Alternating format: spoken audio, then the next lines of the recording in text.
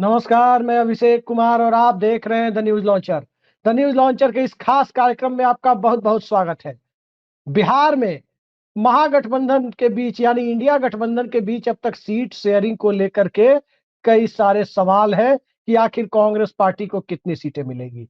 Left पार्टियां क्या पिछली बार की 29 सीट से आगे बढ़ेंगी या उनके खाते को कट शॉर्ट किया जाएगा।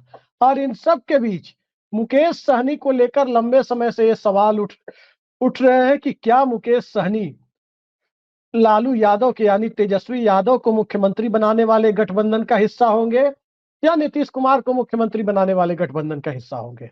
और इन सवालों के बीच अंदरूनी सूत्रों पर यकीन करें तो एनडीए के अंदर सीट शेयरिंग की बातें पुख्ता हो चुकी है, अंतिम रूप दिया जा चुका है। बस औपचारिक ऐलान उचित वक्त पर किया जाएगा। क्या है ये सीट शेयरिंग, इस पर हम चर्चा करेंगे। लेकिन बिहार के ताजा तरीन राजनीतिक हालात पर चर्चा के लिए हम सीधे चलते हैं वरिष्ठ पत्रकार और जाने माने राजनीतिक विश्लेषक ऋषि मिश्रा जी के साथ। ऋषि जी, बहुत बहुत स्वागत है आपका। सबसे पहले हमारे नमस्कार। दर्शकों को जी सबसे पहले हमारे दर्शकों को आप बताइए कि आखिर अब तो बिहार की राजनीतिक धुरी पूरी तरह से तय हो गई कि चुनाव नीतीश कुमार बनाम तेजस्वी यादव होगा। दिलीप जायसवाल ने भी कह दिया था जय नीतीश तय नीतीश। राहुल गांधी भी लालू यादव के यहाँ चले गए, पप्पू यादव को बहुत तवज्जो नहीं दी और कहा जाता है कि हालांकि भीड़ पप्पू यादव के लोगों ने ही जुटाने में बड़ी भूमिका निभाई थी पटना वाले सम्मेलन में। लेकिन बिहार की परिस्थितियों को देखते हुए राष्ट्रीय जनता दल के साथ खड़े होने में राहुल गांधी और कांग्रेस पार्टी ने दिलचस्पी दिखाई है। सवाल ये उठता है कि दो ध्रुवीय, कोई तीसरा कोण नहीं, कोई चिराग मॉडल की संभावना नहीं, इस दो ध्रुवीय हो चुके चुनाव में जन सुराज प्रशांत किशोर किस प्रकार से अपनी भूमिका तलाशते हुए नजर आ सकते हैं। शुरुआत यहीं से आज देखिए, हाँ देखिए, जहां तक महागठबंधन की बात है, राहुल गांधी की बात है, पशुपति पारस की बात है, लेफ्ट की बात है, तो एक बात मैं आपको बता दूं कि 70 सीटें जो पिछले बार कांग्रेस को मिला था वो मिलने नहीं जा रहा है। चाहे राहुल गांधी लालू यादव के घर पे जाए, लालू यादव के साथ गलवैया करें, तेजस्वी यादव के साथ चूड़ा भुजा मटर भुजा खाए, मटर और चूड़ा खाएं, लेकिन क्योंकि राजद को ये लगता है कि कैपेसिटी से अधिक, पिछले बार कांग्रेस को कैपेसिटी से अधिक सीटें दे दी गई थी और जिसका परिणाम ये हुआ कि कांग्रेस का स्ट्राइक रेट आपने देखा कि 70 में से सिर्फ 19 सीटें ही कांग्रेस के झोली में गई। तो कहीं ना कहीं तेजस्वी मुख्यमंत्री बनते बनते चुक गए। उसमें एक महत्वपूर्ण कारण कांग्रेस का भी था। तो इस बार जो गठबंधन होगा वह तेजस्वी को फोकस करते हुए होगा और बिल्कुल आपने सही कहा कि चाचा बनाम भतीजा, इस बार का जो बिहार का विधानसभा चुनाव होगा चाचा बनाम भतीजा, और महागठबंधन भी इस बार तेजस्वी यादव को मुख्यमंत्री चेहरा के रूप में आगे करके चुनाव लड़ेगी। तो एक तो चाचा भतीजा हो गया, फिर एनडीए और इंडिया में भी एक और चाचा और भतीजा है, एक चिराग पासवान है, इधर पशुपति पारस है, और हमारे पास जो खबर है डील मतलब तेजस्वी यादव और पशुपति पारस के बीच में डील हो चुकी है। समय का इंतजार किया जा रहा है, शुभ मुहूर्त का इंतजार किया जा रहा है। उसी दिन इस गठबंधन और इस मतलब जो इस इंडिया एलायंस में जो पशुपति पारस आएंगे उसकी घोषणा हो जाएगी। नहीं, मुझे लगता है कि सीट शेयरिंग को लेकर भी कहीं मेरा सवाल बातचीत हो ऋषि सकती है। जी, मेरा सवाल ये है कि इन दो ध्रुवों के बीच तीसरा कोण बनने की कोशिश कर रहे मैं प्रशांत किशोर मैं को मैं किस रूप में जनता मैं लेगी उसी और पे पप्पू यादव की भूमिका क्या होगी इसमें। मैं उसी पे आ रहा था। देखिए, पप्पू यादव की जो भूमिका है, तो देखिए पप्पू यादव कांग्रेस के साथ रहेंगे, उनके उनके उनके उन, उनके पास विकल्प नहीं है। और कांग्रेस को भी यह करना चाहिए कि पप्पू यादव, देखिए पप्पू यादव का सीमांचल में अपना एक प्रेजेंस है। जो व्यक्ति निर्दलीय अपने बलबूते पे चुनाव जीत सकता है तो उसकी हैसियत तो जरूर होगी। तो पप्पू यादव को इस बार कांग्रेस इंपॉर्टेंस देने जा रही है। इसको लालू परिवार कैसे लेते हैं ये देखने की बात है। जहां तक दो ध्रुवीय यदि चुनाव होगा, यदि दो गठबंधनों के बीच में चुनाव होगा, चाचा भतीजे के बीच में चुनाव होगा, तो आपने बहुत महत्वपूर्ण सवाल किया कि प्रशांत किशोर की क्या भूमिका होगी। तो देखिए, प्रशांत किशोर उन लोगों को साधेंगे जो इन दोनों गठबंधन से नाराज हैं, इन दोनों गठबंधन की सरकार को देख चुके हैं, खासकर युवा वर्ग का झुकाव मुझे लगता है कि प्रशांत किशोर की तरफ होगा। लेकिन प्रशांत किशोर पूरे चुनावी फिजा को कैसे क्रिएट करते हैं, कैसे नैरेटिव बनाते हैं, शुरुआत तो उन्होंने कर दिया है। बीपीएससी अभ्यर्थियों के मांग को लेकर जिस प्रकार से उन्होंने अनशन किया, लेकिन बिहार में चर्चा ये भी है कि चाचा ने यानी नीतीश कुमार ने एक भतीजा का पगड़ी भी खुलवा दिया, दूसरे शिष्य को गंगा में डुबकी भी लगवा दिया। तो चर्चा तो इस बात का भी है कि भाई ये चाचा क्या क्या करवाएंगे बिहार में। एक भतीजा तो चाचा को रिप्लेस करना चाह रहे थे, मुख्यमंत्री पद से हटाना चाह रहे थे। अब भतीजा जो है चाचा के शरण में चले गए, अब भतीजा का पगड़ी भी खुलवा दिए।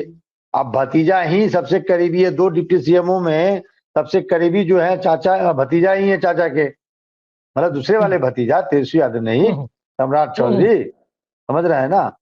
अब चर्चा ये है कि भाई प्रशांत किशोर तो बहुत हाथ पैर मार रहे थे, अब गंगा में डुबकी भी लगवा दिए नीतीश कुमार। तो देखिए आने वाले समय में क्या होगा। लेकिन एक बात मैं सीट शेयरिंग को लेकर जो आपने कहा है, मैं उस सवाल पर आऊंगा, आप चर्चा करेंगे, आगे चर्चा करेंगे। आप सुनिए ना, आगे मैं दूसरी बात कर रहा हूँ, आगे आप चर्चा करेंगे। लेकिन एक बात आप जान जाइए, यदि चिराग पासवान को संतुष्ट नहीं किया गया तो बिहार में नए एक अलग गठबंधन का भी स्वरूप आप देख सकते हैं। और खासकर बिहार में दलित जो नेता हैं, चाहे इंडिया गठबंधन के हो, एनडीए के हो, सीट शेयरिंग को लेकर जो उनकी भूमिका है, जो जितने सीटें उनको ऑफर किया जा रहा है, उससे खासे नाराज हैं। चाहे वो जीताराम मांझी हो, चिराग पासवान हो या पशुपति पारस देखिए एनडीए में किस प्रकार से नाराज थे। जीताराम मांझी तो हैसियत बताने की बात कर रहे हैं कि हमें ना दिल्ली में सीट दिया गया, ना झारखंड में दिया गया, तो बिहार में हम हैसियत बताएंगे। अब किसको हैसियत बताएंगे, आने वाले दिनों में पता चलेगा। लेकिन नाराज तो हैं जीताराम मांझी। चलिए जी ऋषि जी, बिहार एनडीए की सीट शेयरिंग करीब करीब फाइनल हो गई है। बताया जा रहा है कि उचित वक्त पर इसका ऐलान किया जाएगा, चुनाव के पहले ऐलान किया जाएगा।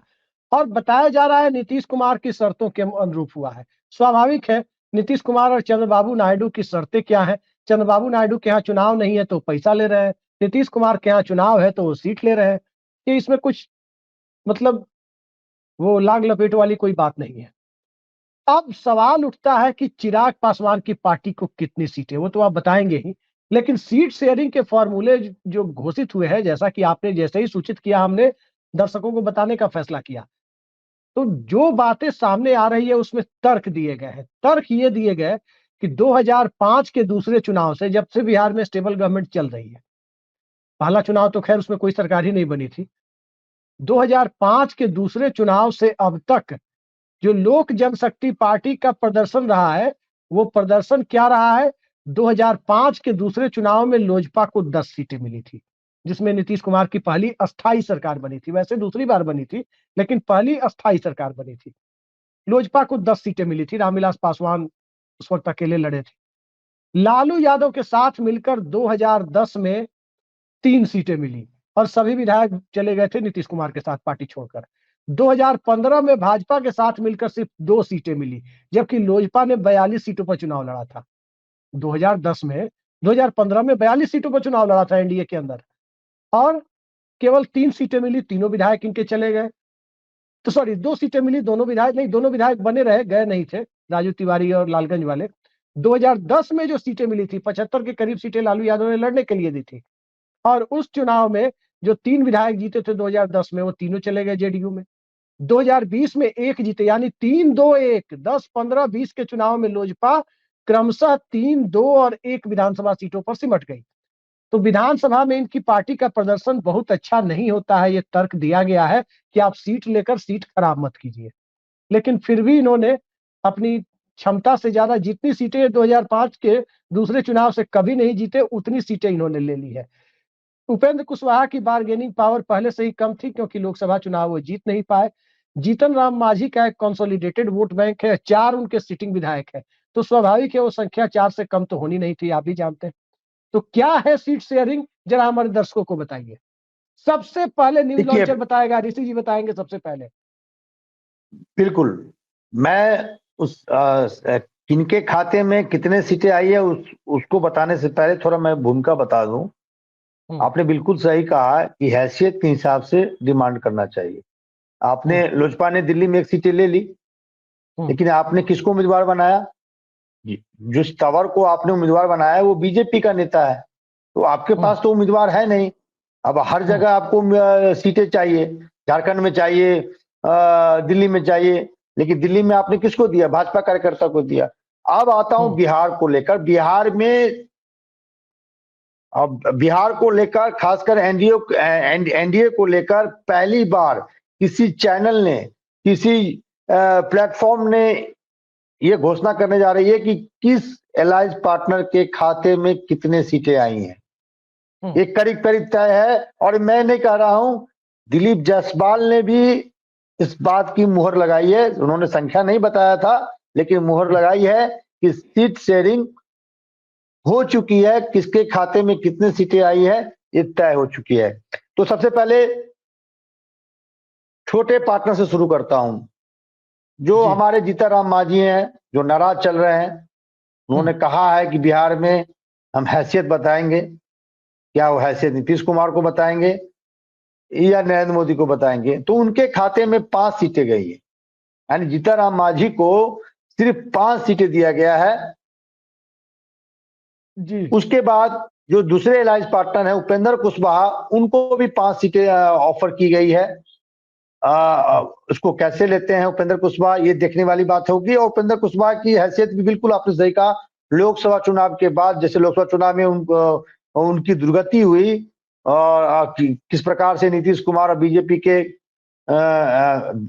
दया के कारण दया पात्र बने बेचारे, और उनकी कृपा से राज्यसभा गए, ये कहने की जरूरत नहीं है। लेकिन कुशवाहा समाज के एक बड़े नेता को फोल्ड में रखना है, इसलिए उनको 5 सीटें दी गई है। अब आइए चिराग पासवान, क्योंकि देखिए जेडीयू बीजेपी के बाद सबसे महत्वपूर्ण अलायंस पार्टनर कोई है तो वो है चिराग पासवान, और नो डाउट 5 से 6% का जो चंक है खासकर पासवान समाज का, वो चिराग पासवान के साथ है। तो चिराग पासवान को 19 सीटें ऑफर की गई है। हो सकता है ये यदि अधिक नाराज हो तो 1-2 सीटों का इधर हो सकता है। तो करीब मोटा मोटी मानिए कि 20 सीटें उनको ऑफर की गई है। हालांकि उनके 5 सांसद हैं। यदि जनरली एक सांसद 5 विधानसभा क्षेत्र लोगों का मानना है कि 5 या 6 मानते हैं, तो एवरेज 5 माना जाता है, तो 25 भी उनका बनता था। लेकिन आपने बिल्कुल सही कहा है कि जो इनका जो स्ट्राइक रेट है विगत 3-4 चुनावों का, उसके हिसाब से एक उनको फॉर्मूला दिया गया है कि आपको 20 सीटें लड़ने के लिए दिया जा सकता है। अब आइए बीजेपी देखिए पहली बार, मुझे भी आश्चर्य लग रहा है, बीजेपी 100 से नीचे, मैंने बीजेपी का जो आंकड़ा होगा, यानी बीजेपी के खाते में जो सीटें गई हैं वो 100 के नीचे का है। अभिषेक जी आपको भी आश्चर्य लगेगा, 94 सीटें, बीजेपी को 94 सीटें ऑफर किया गया, यानी बीजेपी 94 सीटों पर चुनाव लड़ेगी। और अब आता हूं जेडीयू, सबसे बड़ा हिस्सा किसी के खाते में गया है वो जेडीयू 120 या 121 सीटों पर चुनाव लड़ेगी। चर्चा मुकेश सहनी को लेकर है। यदि मुकेश सहनी एनडीए फोल्ड में आते हैं, यानी एनडीए गठबंधन में आते हैं, तो ये जिम्मेवारी नीतीश कुमार की होगी कि अपने खाते, यानी 121 सीटें, 120 या 121 सीटें जो जेडीयू के खाते में होगी, उसमें से कितने सीट जो है जेडीयू मुकेश सहनी को ऑफर करते हैं। तो ये करीब करीब फार्मूला तय हो गया है। एनडीए में कौन कितने सीटों पर लड़ेगा। जेडीयू में थोड़ा रिपीट कर दूं, जेडीयू 120, बीजेपी 94, चिराग पासवान 19 से 20, उपेंद्र कुशवाहा 5 और जीतनराम मांझी 5। ये एनडीए का एक जो फार्मूला है वो तय हो गया है। ऑफर भी तमाम अलायंस पार्टनर को कर दिया गया है। अब उसके बाद क्या रिएक्शन आता है, और उसी का परिणाम है कि जीतनराम मांझी कह रहे हैं कि बिहार में हम हैसियत बताएंगे, क्या वो हैसियत बीजेपी को बताएंगे, क्या ऋषि वो जी, हैसियत नीतीश कुमार को बताएंगे, ये देखने वाली बात है जी। ऋषि जी, जो बात आपने बताई और जो बात दिलीप जायसवाल जो बीजेपी के प्रदेश अध्यक्ष है उन्होंने कहा था कि सीट शेयरिंग हो चुकी है, उसके बाद आपने अंदर से डिकोड करके अपने सोर्सेज के हवाले से जानकारी निकाली, उससे मोटे तौर पर तो हमें यही दिखता है कि 120 सीटें नीतीश कुमार ने हासिल कर ली। हालांकि वो 122 से कम पर लड़ने के लिए तैयार नहीं थे, लेकिन लगता है कि मनाया गया है कि 2 सीट में क्या जाता है। 120 जेडीयू ने हासिल की है। अगर मुकेश सहनी आए तो उनको दे देंगे, खैर आएंगे नहीं आएंगे वो समय बताएगा, लेकिन अभी के हिसाब से 120 सीटें जेडीयू ने हासिल की है और बची हुई 123 सीटें 123 सीटें बीजेपी को दी गई थी कि अपने अलायंस पार्टनर को इसमें एडजस्ट कीजिए। आप तो यही कहना चाह रहे हैं ना। और उसके हिसाब से बिल्कुल बिल्कुल। बीजेपी ने 94 खुद रखी है और 29 अलायंस पार्टनर में बांटी है। 29 में 94 और 29 मिलकर 123 होता है। 29 सीटों में 19 सीटें चिराग पासवान को मिली है और 5 सीटें जीतन राम मांझी और 5 सीटें उपेंद्र कुशवाहा को दी गई है। सवाल ये उठता है ऋषि जी कि चिराग पासवान की पार्टी जो लोकसभा में परफॉर्म कर लेती है, किसी गठबंधन के साथ जाकर के 100% स्ट्राइक रेट मेंटेन कर लेती है। 2014 में देखें भाजपा के साथ आई नरेंद्र मोदी के साथ, तो 7 सीटें लेकर नालंदा को छोड़कर तीनों जीत, बाकी 6 जीत गई। 2006 में देखें आप, 2019 में तो 6 की 6 सीटें जीत गई। उस समय लालू यादव के साथ गई, शायद 12 सीटें चुनाव लड़ी थी राजद के साथ जाकर 2009 में लोकसभा में, सभी सीटें हार गई। रामविलास पासवान खुद हार गए थे हाजीपुर में रामसुंदर दास के हाथों। और 2004 की बात यदि करें तो 2004 के चुनाव में भी लोक जनशक्ति पार्टी ने 5 सीटें लेकर 4 लोकसभा सीटें जीत ली थी। लालू यादव के साथ बिहार में बड़ी सफलता मिली थी तब यूपीए को। खैर, लोकसभा में इनका प्रदर्शन बेहतर होता है। विधानसभा में देखिए 2005 के दूसरे चुनाव में 75 में 10, अभी मैंने बताया भी। 2010 के चुनाव में 75 में 3, 2015 के चुनाव में 75 में आपको 2, सॉरी 42 में 2, 2015 में, और 2020 में चिराग मॉडल के तहत तकरीबन 150 के आसपास सीटों पर चुनाव लड़ी, जिसमें जेडीयू के खिलाफ ही अधिकांश सीटें थी। उसमें केवल एक बेगूसराय जिले की मटिहानी में खाता खुला था, वो भी जेडीयू में चले गए थे। सवाल उठता है कि ये स्ट्राइक रेट विधानसभा में क्यों मेंटेन नहीं होता? इनके पास उम्मीदवार नहीं है लड़ने वाले क्या? अच्छा आप बताइए, इनके जो 5 सांसद हैं उसमें से 2 तो अपने साला बहनोई हैं, साला भनोई है। 3 जो हैं इनके, हाँ तो इनके 3 जो अन्य सांसद हैं इनके पार्टी कैडर के वर्कर हैं क्या? आप बताइए ना, आप मुझे बताइए। ये बीना देवी हैं वो लोजपा के वर्कर रही हैं क्या? बीना सब देवी का पार्टी में क्या परिवार है। पहचान है? हाँ तो बीना देवी का क्या पहचान है? दिनेश सिंह की पत्नी है। दिनेश सिंह किस पार्टी में है? जेडीयू में है। और दिनेश सिंह वह नेता है जिनका हर पार्टी में अपना पकड़ है। कभी बेटी जी। लोजपा से लड़ जाती है, पत्नी जेडीयू से लड़ जाती हैं, कभी राजद से लड़ जाती हैं। तो ये आप बताइए ना, इनके पास वर्कर कहाँ है? इनके पास ये चिराग पासवान नेता दलितों के हैं, पासवानों के हैं। कितने बार आप इनको दलित बस्तियों में घूमते हुए देखे हैं? और ये अपने परिवार के अलावा किस दलित नेता को टिकट देते हैं यदि लोकसभा की बात करें? दूसरी बात अभिषेक जी, जैसे जैसे चुनाव बड़ा होता है लड़ाई आसान हो जाती है। अब लोकसभा का चुनाव के बनस्पत विधानसभा का चुनाव दिखेगा तो लोकसभा चुनाव आसान होता है इन कंपेरिजन विधानसभा। जी। तो जैसे जैसे आप ग्राउंड पे आएंगे, यानी जैसे जैसे बड़ा चुनाव से छोटे चुनाव की तरफ आएंगे, आपकी जो जो मतलब स्ट्राइक रेट होता है किसी भी पार्टी का वो कम हो जाता है। खासकर लोजपा का तो इसलिए भी है क्योंकि उनके पास ना संगठन है, ना वो मजबूत उम्मीदवार है। आपके इनके पास कौन है? यदि ये उनको 19-20 सीटें दे भी दिया जाएगा, इनके पास क्या है? उल्लास पांडे, इनके पास है राजू तिवारी। आप बता दीजिए ना कोई बड़ा दलित चेहरा राजू इनके पास तिवारी हो। की सिटिंग सीट तो बीजेपी जीती हुई है खुद ही। हाँ वही मैं गोविंद। वही। अब ये उल्लास पांडे कौन है? बक्सर से चुनाव लड़ेंगे हैं? बक्सर जो है बीजेपी का गढ़ है। तो हम ये कह रहे हैं तो आपकी जो हैसियत है उसी हिसाब से ना बार्गेनिंग कीजिएगा। तो आपकी वो हैसियत नहीं है। दूसरी बात, एक बात नो डाउट, चिराग पासवान के बलबूते नहीं, उनके पिता के द्वारा जो कार्य किए गए और उनके पिता को उनके समाज, खासकर पासवान समाज जो है बड़ा रिस्पेक्ट करता है। आज भी वो रिस्पेक्ट चिराग पासवान को मिल रहा है, लेकिन चिराग पासवान को दलितों के लिए, पासवानों के लिए जो काम करना चाहिए वो करते हुए दिख नहीं रहे हैं। आप नुमाइंदगी देखिए ना, इनके प्रदेश अध्यक्ष कौन है, संसदीय बोर्ड के अध्यक्ष कौन है, आप इनके सांसद जो 3 अन्य सांसद है उनको देख लीजिए। तो ये अब ये आप कहेंगे कि अशोक चौधरी की पुत्री भी तो दलित है, तो वो अब उनको मैं नेता नहीं मानता हूं, उनको कार्यकर्ता नहीं मानता हूं जी। तो ये चिराग पासवान, नो डाउट चिराग पासवान का भविष्य उज्जवल है। मेहनत करने की जरूरत है, ग्राउंड पे काम करने की जरूरत है। अच्छे नेता हैं, तेजस्वी यादव हो, चिराग पासवान हो, मुकेश सहनी हो, ये सब ऊर्जावान नेता है, युवा चेहरा है बिहार के। लेकिन ग्राउंड पे काम करना होगा। सिर्फ आप उस समाज के नेता बन जाने से उसके रहनुमा नहीं हो जाएंगे। तो ग्राउंड पे काम करने की जरूरत है, और जिसकी जितनी हैसियत है, आप इनका देख लीजिए। जीताराम मांझी क्या कहते हैं, मैं मांझियों का नेता हूं। कितने मांझियों को टिकट दिया है आपने? अभी बेटा मंत्री है, खुद केंद्रीय मंत्री है। जब उपचुनाव हुआ तो पुत्रवधू को चुनाव लड़ा दिया है। समधन इनकी विधायक है। तो फिर ये आप मांझी समाज के नेता क्यों बनते हैं? किसी गरीब मांझी कार्यकर्ता समाज से आने वाले, मांझी समाज से आने वाले गरीब कार्यकर्ता को टिकट नहीं दे सकते थे? आम कार्यकर्ता को टिकट नहीं दे सकते थे आप जी। तो ये सिर्फ सिंबॉलिक राजनीति करने से नहीं होगा। कुर्बानी देनी पड़ेगी। नेता बनना है ना, जयप्रकाश की तरह, जिन्होंने प्रधानमंत्री पद ठुकरा दिया था।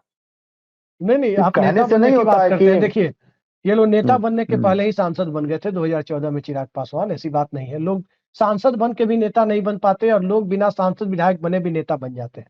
तो खैर, चिराग पासवान का टारगेट बहुत शीशे की तरह साफ है कि सांसद बनना है। बाकी के मंत्री पद बने, बंगला बचा रहे दिल्ली में। एक वाक्य बता रहा हूँ। छपरा में जहरीली शराब पीने से कई दलित भाइयों की मौत हो गई थी। ये चिराग पासवान गए थे क्या? जीताराम मांझी गए थे क्या? ये पशुपति पारस गए थे क्या? इनको सिर्फ नेता बनना है। हम दलितों के नेता हैं, करेंगे कुछ नहीं, हम दलितों के नेता हैं। समुदाय के वोटों की सौदागरी, यही सियासत है। हाँ, सौदागर हैं लोग। जी। एक आखिरी सवाल पर हम आते हैं। जब समुदाय के वोटों का सौदागर होना ही आज की तारीख में सीट झटकने और किसी भी गठबंधन में अपनी सुविधा से शिफ्ट होने का साधन बन गया है, तो मुकेश सहनी को लेकर दोनों गठबंधन उसी तरह से दरवाजे खोलकर रखे हैं जैसे नीतीश कुमार को लेकर। नीतीश कुमार का कैनवास बड़ा है, मुकेश सहनी का कैनवास छोटा है। लेकिन छोटे कैनवास पर भी मुकेश सहनी के लिए उधर भी स्थिति बनी हुई है, इधर भी जेडीयू को जो 120 सीटें हैं जेडीयू के पास, अगर वो साथ आते हैं तो 5, 7, 8 जितनी भी देनी पड़े वो नीतीश कुमार अपने कोटे से देंगे। अगर 8 देंगे तो 120 की जगह 112 पर आ जाएंगे अगर मुकेश सहनी आए तो। सवाल ये उठता है कि मुकेश सहनी के पास इतने वोट आपको लगता है कि हैं जिसकी अहमियत दोनों गठबंधन के लिए महत्वपूर्ण है? आप देखिए, अब मुझसे आप क्या बुलवाना चाहते हैं? यदि मुकेश सहनी इतने बड़े नेता होते हैं अपने समाज के, तो खुद चुनाव हार जाते क्या? और हाँ, उनको भी विधान परिषद की सीट देने की बात है। मुकेश सहनी को भी है कि विधान परिषद भेजा जाएगा। अब देखिए, हमारे बिहार में मुकेश सहनी, उधर संजय निषाद। हालांकि संजय निषाद ने करिश्मा भी दिखाया, एक बार दिखाया था उपचुनाव में। कैसे योगी आदित्यनाथ के कैंडिडेट को उन्होंने चुनाव में पटकनी दी थी, कहने की जरूरत नहीं है। लेकिन ये समाज के लिए कितना काम करते हैं कहने की जरूरत है। और देखिए, मुकेश सहनी खुद चुनाव हार गए। लेकिन देखिए, छोटे पार्टियों को टिकट देना एक सोशल इंजीनियरिंग को भी साधने का प्रयास होता है। इसके फायदे भी हैं, उसके नुकसान भी। अब फायदे क्या है?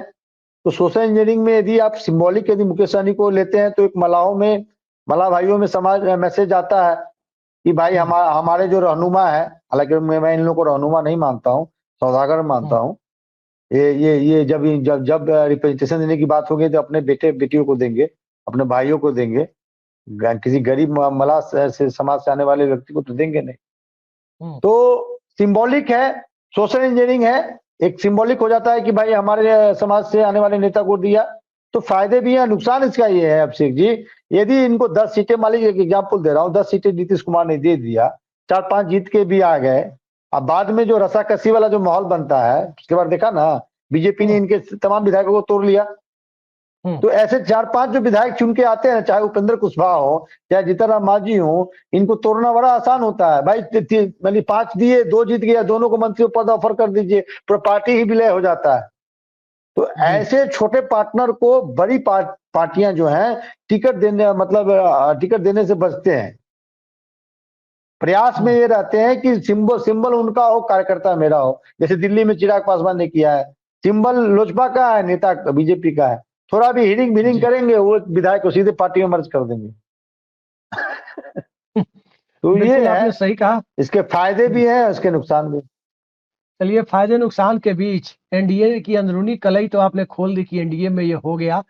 इंडिया गठबंधन में जब सामने आएगा तब देखा जाएगा, लेकिन लोकसभा सीटों के लिहाज से देखें तो इंडिया गठबंधन में 23 सीटें, यानी 23 गुना 6 कहें विधानसभा सीटों के लिहाज से, तो 138 विधानसभा सीटें ऐसी थी जहां राष्ट्रीय जनता दल, तो क्या राजद 144 से घट के 138 पे आएगी? जी नहीं। कांग्रेस पार्टी को 9 सीटें मिली थी, तो 9 गुना 6 यानी 54 सीटें पर कांग्रेस पार्टी लड़ेगी। कहा नहीं जा सकता। 70 की डिमांड स्वाभाविक है कि होगी, और 70 नहीं मिलेगी इस बात की संभावना बहुत ज्यादा है। लेकिन कितनी मिलेगी और रस्साकसी में कांग्रेस को साथ रखेंगे या नहीं रखेंगे, संक्षेप में ऋषि जी कोई बताइए, कार्यक्रम का समय खत्म हो रहा है। मैं ये कह रहा हूं कि अखिलेश प्रसाद सिंह प्रदेश अध्यक्ष रहेंगे। इनके लीडरशिप में यदि चुनाव होता है तो 70 की जो संख्या है वो घट सकती है, क्योंकि अखिलेश प्रसाद सिंह और लालू यादव का क्या ट्यूनिंग है, कहने की जरूरत नहीं है। यदि राहुल गांधी लीडरशिप में बदलाव लाते हैं, जैसा चर्चा है कि राहुल गांधी इनको रिप्लेस करना चाहते हैं, यदि कोई रिप्लेस होता है तो फिर वहां रस्साकसी हो सकता है सीटों को लेकर कि कांग्रेस कितने सीटों पर लड़ेगी। यदि जिस प्रकार से लोकसभा में कांग्रेस ने परफॉर्म किया है, उस हिसाब से कांग्रेस का तो 50 से अधिक सीटों पर दावा जरूर बनता है। जी बिल्कुल आपने सही कहा कि दावा बनता है, लेकिन दावेदारी और सीटों की संख्या, इन दोनों में बड़ा फर्क होता है कि आप रिटेन कितना करते हैं। ये अलग बात है कि लालू यादव और नीतीश कुमार जब साथ में थे तो लगभग 70% की दर से 41 में 27 सीटें कांग्रेस पार्टी ने उस दौर में जीत ली थी, और यही 27 सीटों का नतीजा था कि अखिलेश प्रसाद सिंह कांग्रेस पार्टी की तरफ से राज्यसभा जा सके थे। खैर, लड़ाई राज्यसभा की 2026 में होनी है, मार्च में। असल लड़ाई विधानसभा की है, जो बजट सत्र के बाद क्या समय से पहले मई जून में होगी या समय पर अक्टूबर नवंबर में होगी, ये देखा जाना है। लेकिन जब भी होगी, एनडीए ने अपनी तैयारी मुकम्मल कर ली है। कैंडिडेट ढूंढना भी और कैंडिडेट को शॉर्टलिस्ट करना भी एनडीए ने शुरू कर दिया है। देखते हैं अब आगे किस रूप में ये लड़ाई बढ़ती है। चुनाव हमेशा से बिहार में दिलचस्प होता रहा है, और इस दिलचस्प चुनावी नजारे को देखने के लिए, खासकर तब जब चचा बनाम भतीजे की जंग में बीच में कोई चिराग मॉडल नहीं है, बीच में एक प्रशांत मॉडल है, प्रशांत किशोर मॉडल। और वो प्रशांत किशोर मॉडल अति पिछड़ा और दलित वोटों में सेंधमारी की हैसियत में नहीं आ पाया है, वो सवर्ण वोटों की सेंधमारी की हैसियत में ही है। तो क्या भारतीय जनता पार्टी को ज्यादा नुकसान पहुंचा पाएगी या जनता दल यूनाइटेड की सीटों पर नुकसान पहुंचा पाएगी, ये देखना बड़ा दिलचस्प नजारा होगा। तो देखते जाइए बिहार की सियासत किस दौर में पहुंची है, और 94 पर पहुंच चुकी भाजपा क्या अपने आप को मुख्यमंत्री पद की दावेदारी में पोस्ट पोल सिनेरियो में कुछ कर पाएगी। एक बात तो तय है कि सीट शेयरिंग ने तय कर दिया कि एक नाथ शिंदे वाला हाल जो ऋषि जी कह रहे थे कि नीतीश कुमार का नहीं किया जा सकता, वो बिल्कुल सही है। 120 सीटें लेने वाली पार्टी शिंदे की हालत में नहीं जा सकती, इस बात से अब इनकार नहीं कर सकते। आज के लिए इतना ही। ऋषि जी, आपने बेहद महत्वपूर्ण जानकारी हमारे दर्शकों के लिए साझा की, इसलिए हम आपको कहते हैं कि बिहार की राजनीति पर पकड़ रखने वाले लाइव वायर है नीतीश, ये ऋषि मिश्रा जी। चाहे नीतीश कुमार का कैंप हो, चाहे लालू यादव का कैंप हो, चाहे कांग्रेस का कैंप हो, चाहे भाजपा का कैंप हो, चाहे लेफ्ट का कैंप हो, हर जगह ऋषि जी का फोन, जब फोन लगाइए व्यस्त आता है, और जब ऋषि जी का फोन व्यस्त आता है तो इनसे समय मिलना भी मुश्किल होता है। खैर, समय मिल ही जाता है हमें, और जब मुकम्मल जानकारी जब आ जाती है तो ऋषि जी हमारे बीच आ जाते हैं। बहुत बहुत धन्यवाद ऋषि जी, नमस्कार।